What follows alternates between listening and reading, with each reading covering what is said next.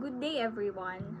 Today I'm going to discuss to you the differences between the checklist, rating scale, and rubric, and also the types of rubric. First, let's going to discuss the differences between the checklist, rating scale, and rubrics. So for the checklist, it is a simple list of criteria or steps where the teacher checks whether each is done or not.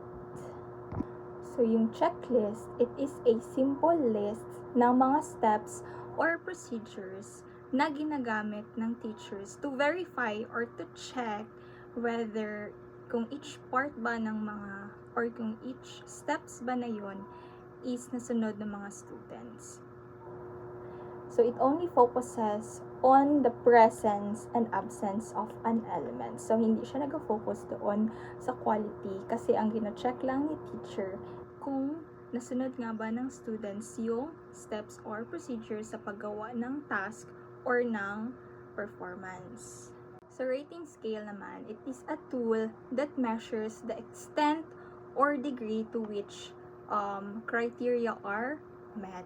So, dito sa rating scale, yung it is a measurement tool na kung saan it helps the teachers judge the extent, degree, or frequency ng performance ng students.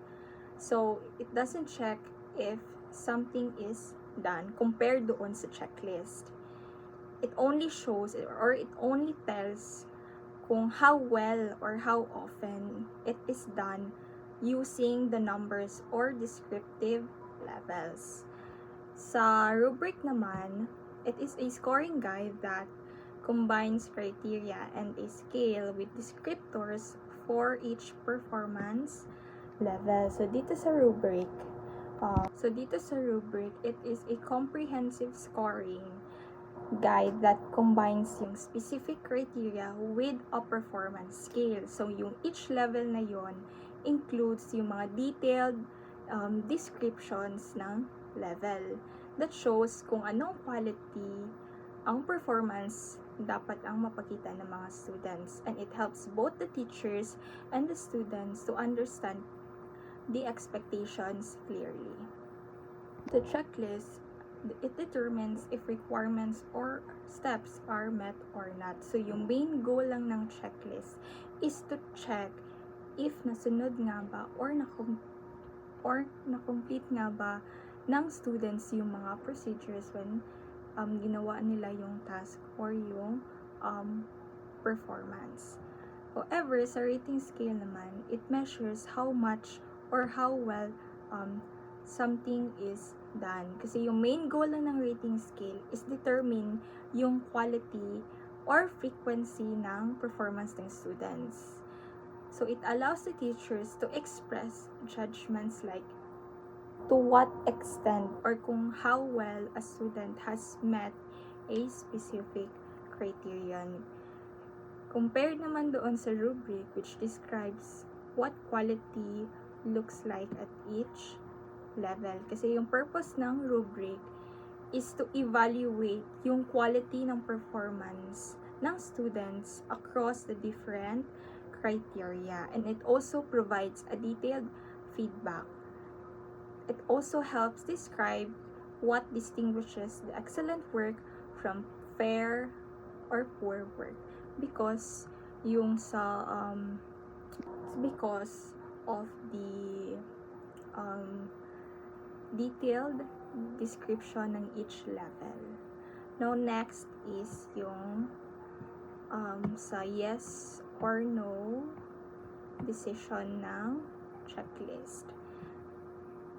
And sa rating scale is scale decision, and sa rubric naman is descriptive decision.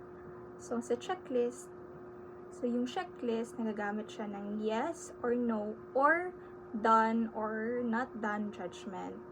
And it does not involve rating or interpretation of quality because it only checks if na-complete nga ba ng students or nasunod nga ba ng mga students yung mga steps or procedures in completing the task. In the rating scale naman, it uses a graded or scale judgment such as yung 1 to 5, rarely to always, or poor to excellence. So, it captures yung degree ng performance or ng frequency. So, rubric naman, it uses a descriptive judgment. So, gina-explain ng each level ng doon sa rubric kung ano nga dapat na kumbaga magawa ng mga students. So, hindi lang siya mag-rate, but it also describes yung mga qualities that makes a performance strong or weak. Now, next, checklist is a simple checklist of standards or requirements. So, rating scale naman is continuum or scale, and sa rubric is matrix or table. So, sa checklist, it is presented as a simple list or table with boxes. So, yung each box na yon corresponds to a criterion or requirement that the student must meet. So, rating scale naman, so it appears as scale or continuum, often with a numerical or mga descriptive points, like yung 1 to 4, never, to always. So, it visually shows the range of the possible performance levels. So, rubric, it is designed as a matrix or table with rows for criteria. Like, for example, yung content, yung creativity, or yung organizations. And ang columns naman is doon sa mga performance levels, which is yung mga excellent, good, fair, poor.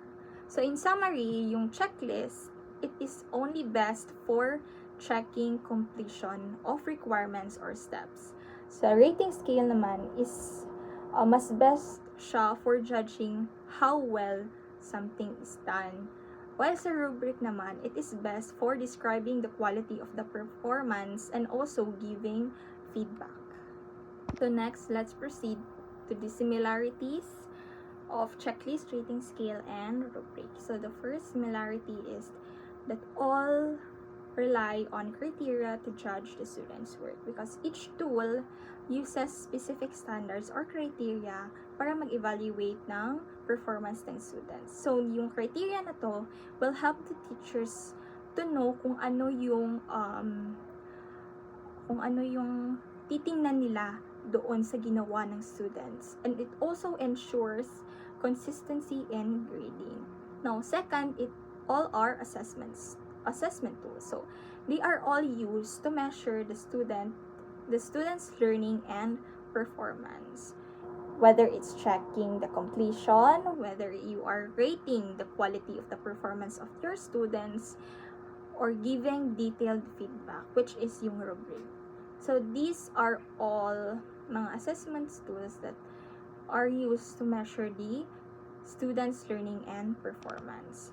Third naman, it also promotes objectivity and fairness. So, since all three tools are based on clear and preset criteria, they help reduce mga bias. It makes the grading fair and consistent for every student. Now, fourth, it aligns with the learning outcome. So, yung each tool dapat na yun connects directly to what students are expected to learn or demonstrate. So, dapat yung mga ginawa mong tools, kahit checklist siya, rating scale, or rubric, dapat connected siya doon sa mga learning objectives mo. So, it ensures na yung assessment mo focuses on your intended learning goals or competencies. Fifth is, it guides both teachers and students. So, these tools act as guides because teachers use them to assess accurately while yung mga students, ginagamit nila ito kung ano yung mga ina-expect ng teacher doon sa performance nila or sa output nila. It also helps the students to monitor their own progress and improve their performance because it also gives feedback. Now, let's proceed to the advantages and the disadvantages of using checklist. So first is advantages. It is very easy and quick to use. So a checklist is simple to make and use because it only requires checking whether something is done or not. So it saves both time para doon sa teacher and sa students. Next is it clearly shows whether the required steps or elements are complete because it helps track if all yung mga needed parts or ng mga steps ng project is nasunod ba. So, madaling matingnan ng teacher kung ano yung mga hindi nasunod ng students or kung ano yung incomplete. Next, it helps students remember all parts of a task. So, a checklist serves as a reminder sa mga students para hindi nila makalimutan yung mga important steps or requirements sa paggawa ng output or sa performance nila. Now, moving on dun sa disadvantages ng checklist. So, first, it provides limited feedback. Since it only checks whether something was done or not, so walang explanation kung how well it was done or walang mga suggestions for improvements. So, kaya, limited lang yung feedback. Next, it doesn't show how well a student performed. The checklist cannot measure quality. It only checks for completion, not performance level. Next is, it is not suitable for complex tasks that need quality judgment.